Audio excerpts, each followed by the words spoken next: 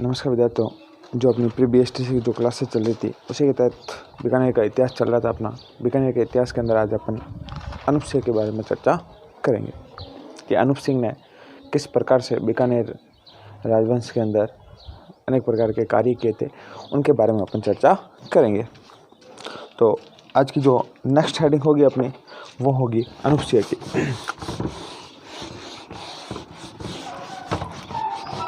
तो अनूप सिंह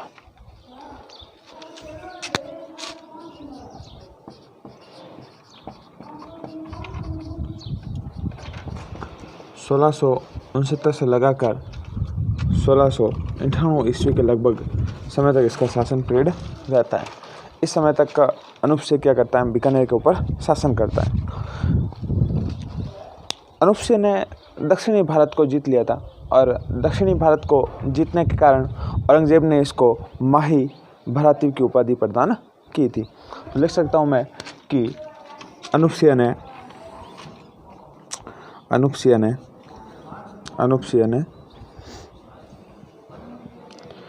दक्षिण भारत को जीत लिया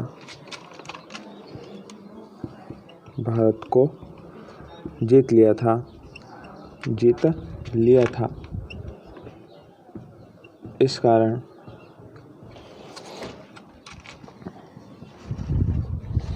अनूप सिंह को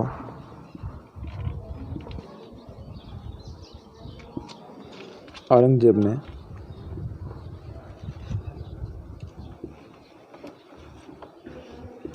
माही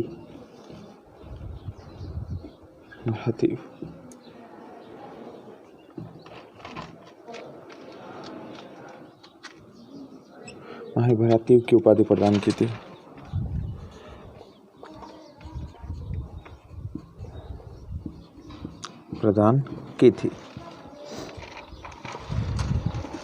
और अपन बात करें कि औरंगजेब की और क्या क्या उपाधि आती हैं उनके बारे में। माही भरातीव, ठीक है ना, माही भरावतीव, ठीक है ना, माही भरातीव, ठीक है ना। तो माही भरातीव की जो उपाधि थी वो आपके किसने प्रदान की थी, इसको औरंगजेब के द्वारा प्रदान की गई थी। और इसके द्वारा बीकानेर में अनूप पुस्तकालय की स्थापना की गई थी। तो मैं लिख सकता हूँ कि अनूप सिंह के द्वारा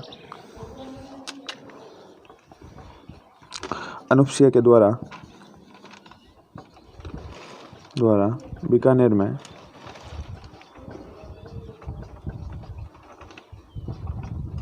अनूप पुस्तकालय की स्थापना की गई।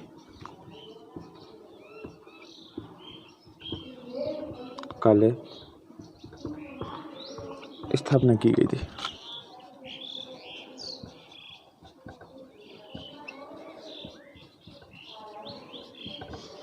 ठीक है, अनूप पुस्तकालय है ना, वो किसके द्वारा स्थापना की गई थी, अनूप सिंह के द्वारा उस पुस्तकालय की क्या की गई थी, आपकी स्थापना की गई थी। और अनूप सिंह की जो प्रमुख पुस्तकें आती हैं उसके बारे में भी अपन थोड़ी सी चर्चा कर लेते हैं।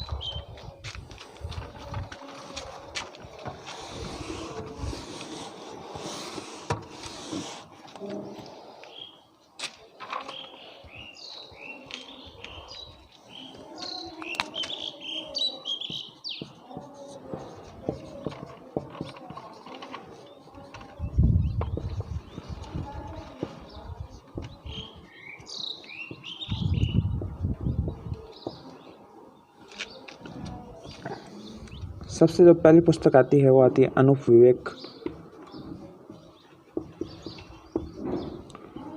काम प्रबोध।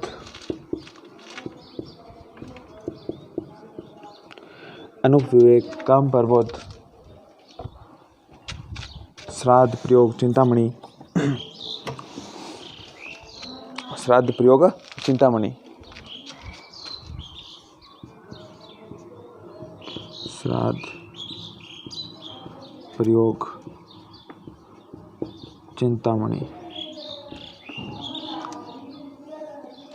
और जो एक और पुस्तक आती है अनुपदय।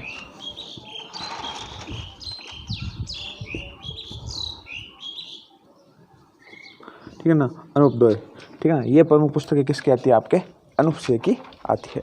अनुपदय, ठीक है ना, काम प्रबोध और श्राद्ध, प्रति प्रयोग चिंतामणि और अनुपविवेक, ये प्रमुख पुस्तकें किसकी आती है, आपके अनुपसेय की आती है। अनुपसेय ने कुंभा के जो संगीत ग्रंथ थे उनका संकलन करवाया था। तो लिख सकते हैं कि अनुपसेय के द्वारा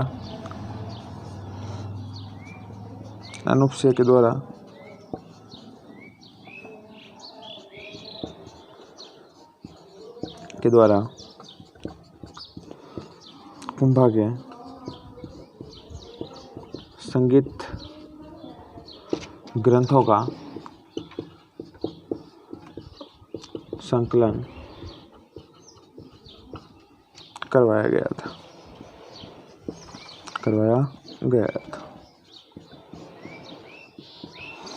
कि जो कुंभा ने जो ग्रंथ वगैरह लिखे थे उन सब का संकलन किसके द्वारा करवाया गया था, आपके अनुपसेय के द्वारा करवाया गया था। और ऐसे सवाल पूछ सकते हैं कि किसने कुंभा के जो संगीत ग्रंथ है उनका संकलन करवाया था, तो वो आपके था अनुपसेय।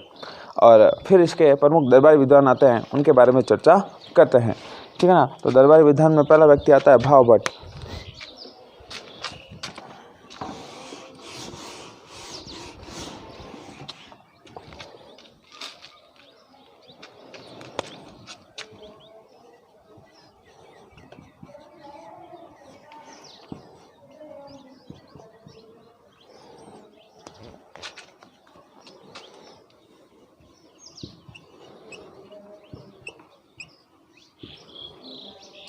ठीक है ना, भाव बहुत ज़्यादा आया करते थे इसको, इसलिए इसका नाम क्या रख दिया, भावभट्ट। इसने 3-4 पुस्तकें लिखी, उनका नाम हमें याद करना जरूरी है। तो सबसे पहले जो पुस्तक आती है जिसका नाम आता है आपके संगीत अनूप अंकुश। क्या नाम आता है, संदीप अनूप अंकुश।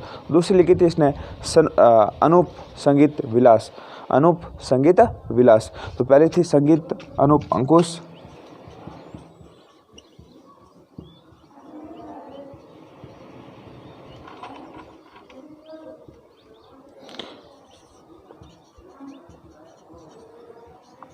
ठीक है, संगीत अनूप अंकुश। दूसरी थी आपके अनूप संगीत विलास।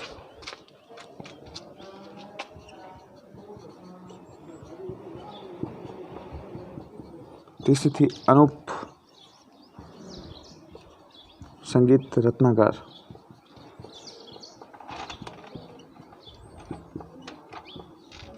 ठीक है ना, सारी विधाओं में अनूप नाम आ रहा है तो अनूप से याद हो जाएगी, ठीक है ना। ये प्रमुख किसकी रचना थी, आपके भावभट्ट की थी। और इसने कुंभा की पुस्तकों के साथ साथ विभिन्न अन्य पुस्तकों का भी क्या करवाया था, अनुवाद करवाया था। लिख सकते हैं कि इसने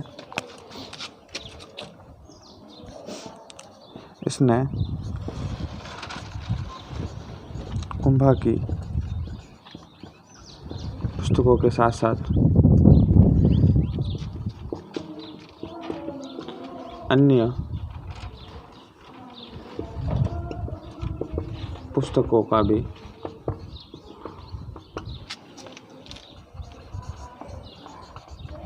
अनुवाद करवाया था।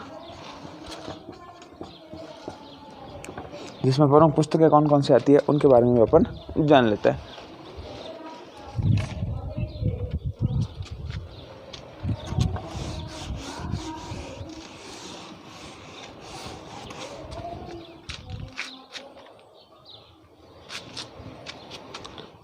जैसे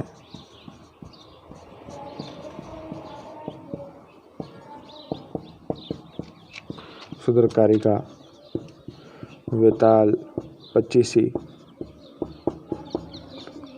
ये जो पुस्तकें थी ना, इनका अनुवाद किसने करवाया था, आपके अनुपसेय के द्वारा करवाया गया था। ठीक है ना, गीता का अनुवाद कराया, ठीक है ना, गीता का अनुवाद करवाया।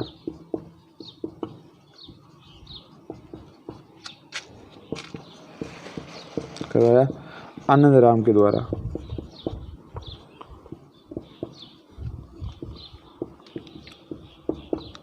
ठीक है ना, तो ये प्रमुख कार्य आपके किसके द्वारा करवाए गए थे, अनुपसेय के द्वारा करवाए गए थे। ठीक है ना। और देखो अनुपसेय की जो प्रमुख बातें आती हैं उसके तहत बात करते हैं कि अनुपसेय जब दक्षिणी भारत गया था तो वहाँ से वो कुछ चीज़ें लेके आया था, उनके बारे में भी चर्चा करते हैं।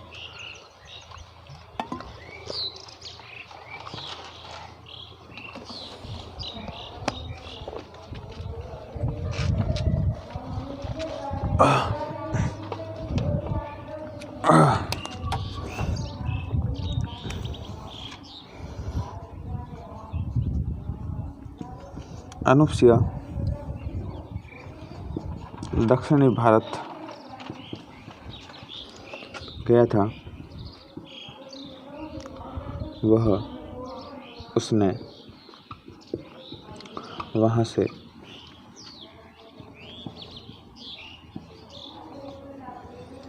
देवी देवताओं की मूर्तियाँ लेकर आया था।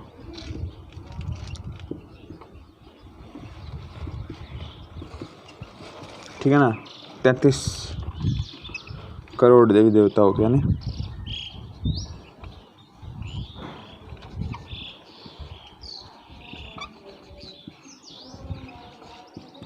मूर्तियाँ कहाँ पड़ी हैं आपके? बीकानेर दुर्ग में पड़ी है। कहाँ पड़ी है? बीकानेर दुर्ग में। हाँ, लेकर आया। और 33 कोटि देवी देवताओं की जो साल है ना, साल तो कहाँ पर है? साल है आपके जोधपुर में। कहाँ है?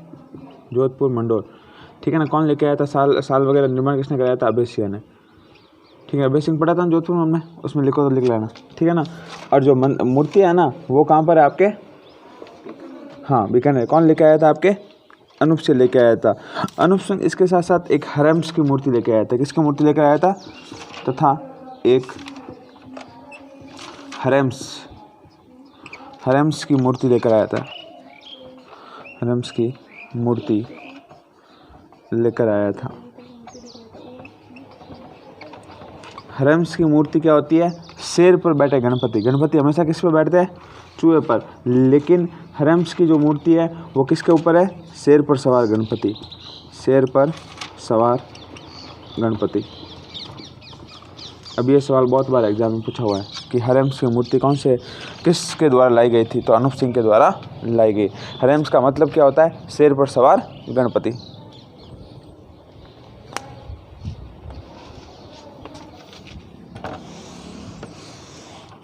साथ में नोट डाल के लिख लेना कि जोधपुर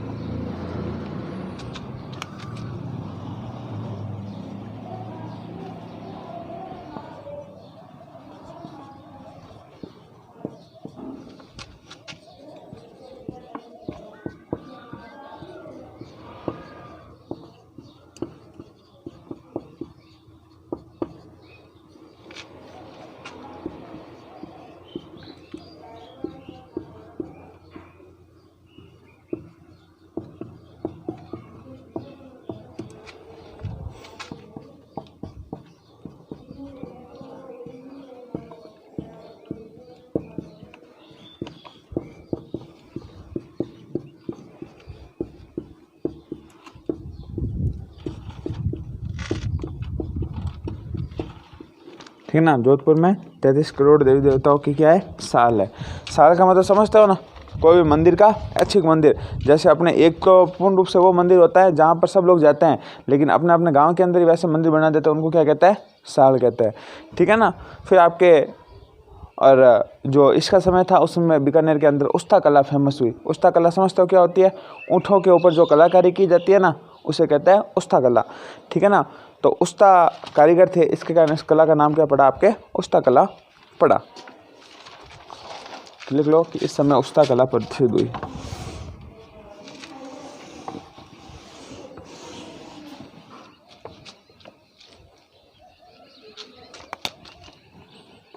इस समय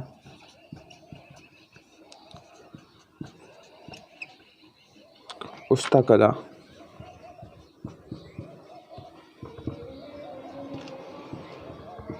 प्रसिद्ध हुई थी। ठीक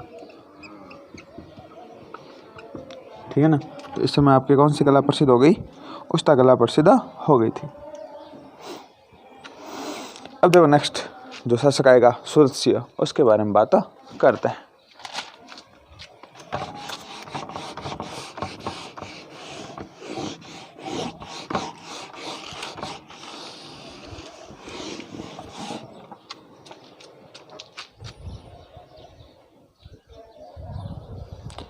एक व्यक्ति आता है गार्डन वीरभान, लिख लेना नोट डाल के इसी में, गार्डन वीरभान। इसने पुस्तक लिखी थी अनूप सियारी वैली, अनूप सियारी वैली।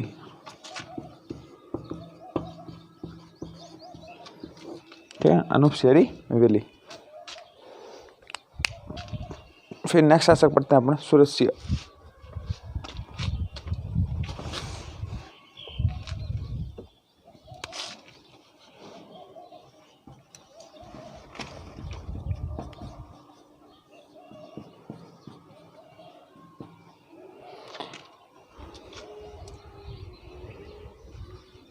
सत्रह सौ 87 से लगभग इसका समय स्टार्ट होता है और 1828 ईस्वी तक।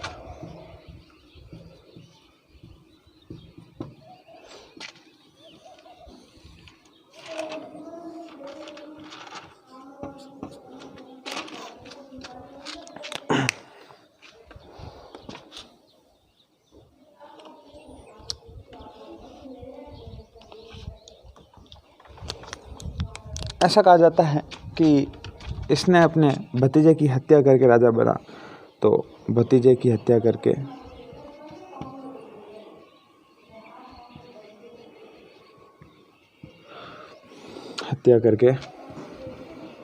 राजा बना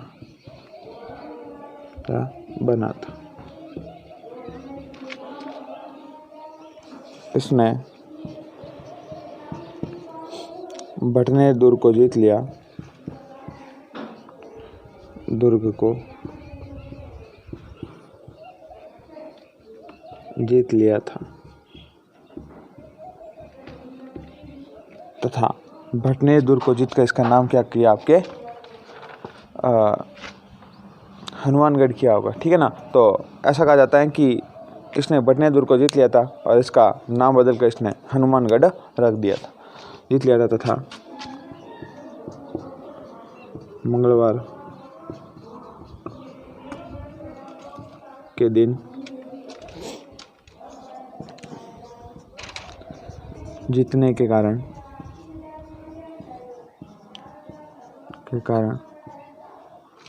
इसका नाम बदलकर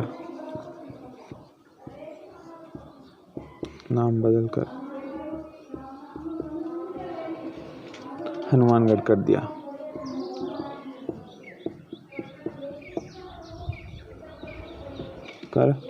था।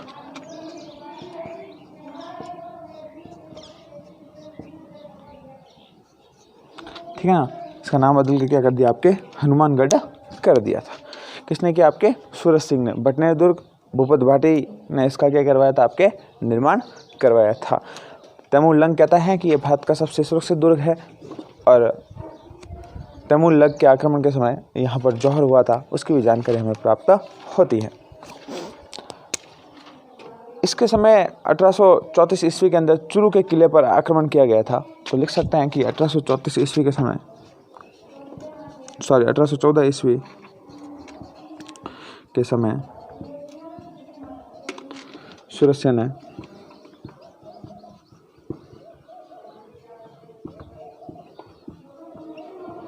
चूरू पर आक्रमण किया था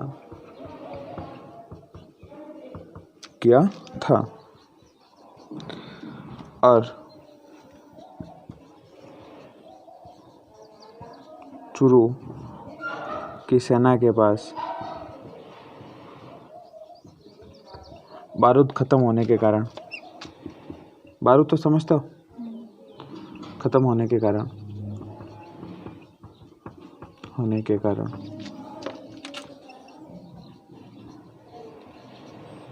वहाँ की सेना ने चांदी के गोले चलाए,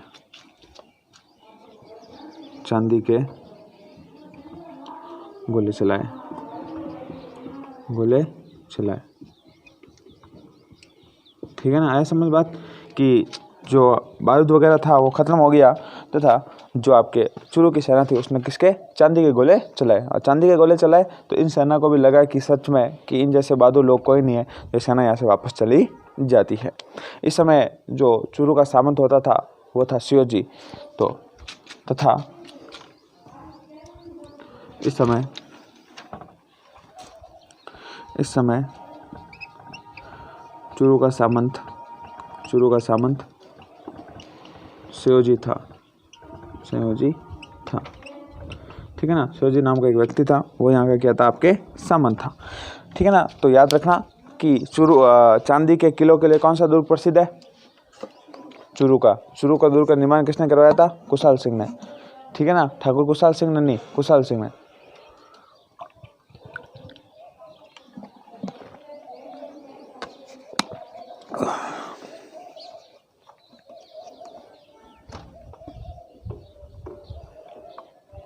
अठारह ईस्वी के अंदर बीकानेर के द्वारा आपके किसके साथ संधि कर दी जाती है, अंग्रेजों के साथ संधि कर दी जाती है। और उस समय जो बीकानेर का शासक होता है वो कौन होता है, आपके सूरत सिंह होता है। तो लिख लो कि इस समय या इसके द्वारा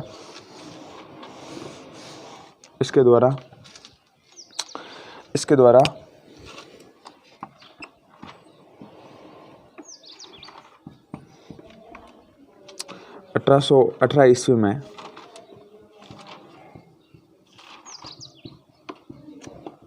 अंग्रेजों के साथ संधि कर ली जाती है।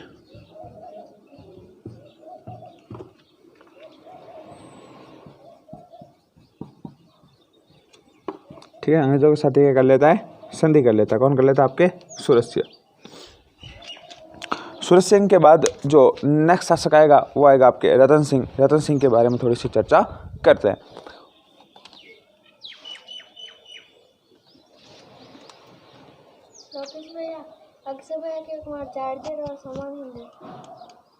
लोकेश भी लेना है।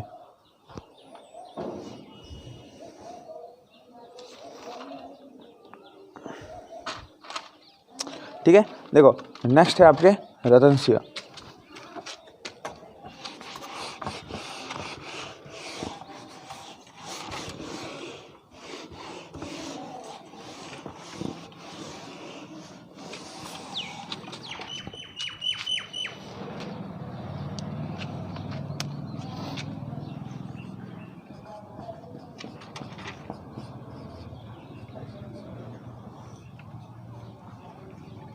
ठीक है ना, क्या है आपके रतन सिंह। इसका जो टाइम पीरियड रहता है 1828 ईस्वी से लगाकर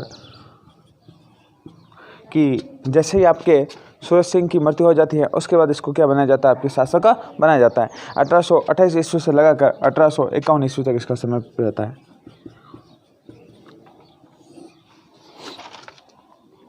अब रतन सिंह के द्वारा काम क्या क्या किए जाते हैं उनके बारे में थोड़ी सी हम चर्चा कर लेते हैं। 1839 ईस्वी में गया बिहार जगह आती है, वहाँ पर कन्यावध को इसने क्या कर दिया, गैर कानूनी घोषित कर दिया। तो लिख सकते हैं कि 1829 ईस्वी के अंदर 1829 ईस्वी में गया बिहार में कन्यावध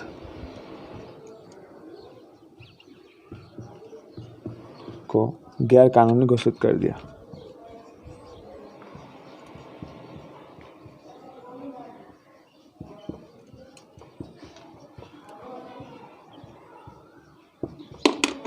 घोषित कर दिया था कि कन्यावध क्या है, गैर कानूनी है। किसने कह दिया, आपके रतन सिंह ने। इसने अपने सारे सामंतों से कहा कि कोई भी बेटी की हत्या कर दी ना, टांगे तोड़ दूंगा मैं। ठीक है ना, तो साफ साफ इसने क्या कर दिया, जो आपके कन्यावध के ऊपर प्रतिबंध लगा दिया। इसने वल्लभ संप्रदाय के मंदिर का निर्माण करवाया, रतन बिहार मंदिर का निर्माण कराया। तो इसने वल्लभ संप्रदाय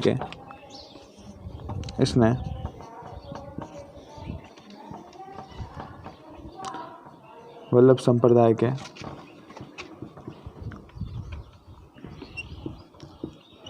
रतन बिहार मंदिर का निर्माण करवाया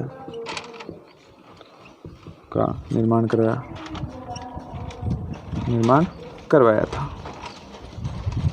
ठीक है, रतन बिहार मंदिर का क्या करवाया, इसने निर्माण करवाया था। उसके बाद देखो थोड़ी और चर्चा करते हैं कि विस्तार से इसने और क्या क्या किया था। तो इस समय आपके बासनवीर का युद्ध होता है 1829 ईस्वी के अंदर।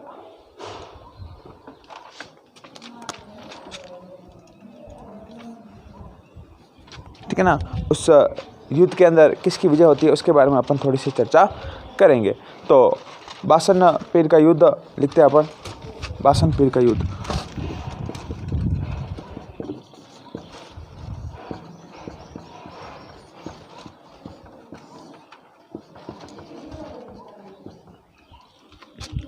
बीकानेर और जैसलमेर,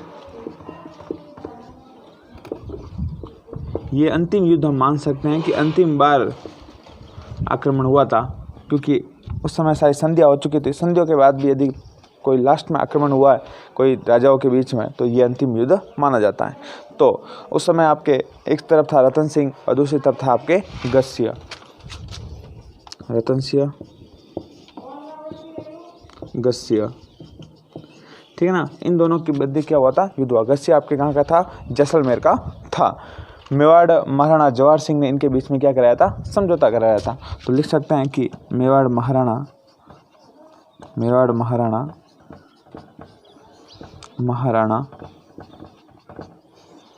जवाहर सिंह ने इनके मध्य समझौता करवाया था।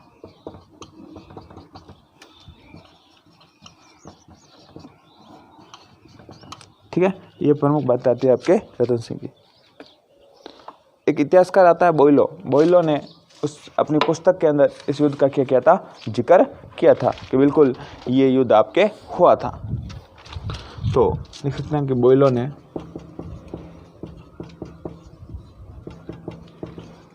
इस युद्ध का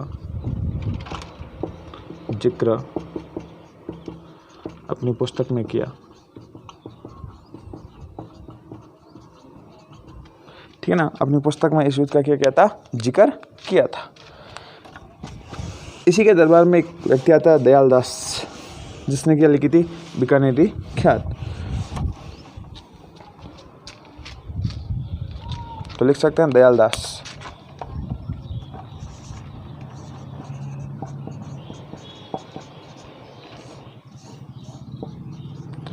बीकानेर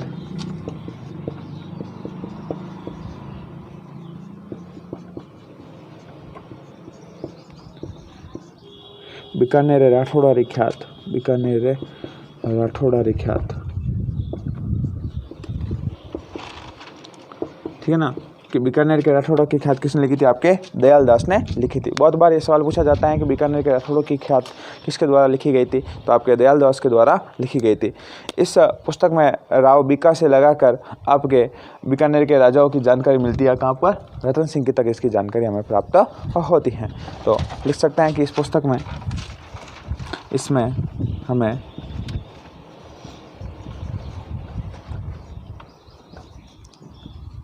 राव बीका से लगाकर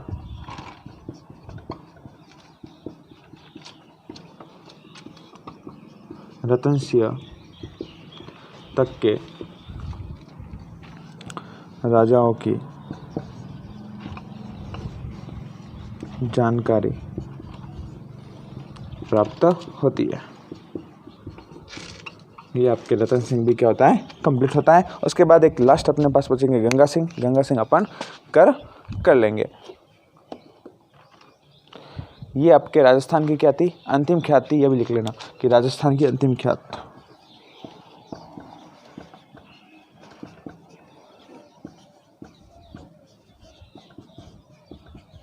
अंतिम ख्यात।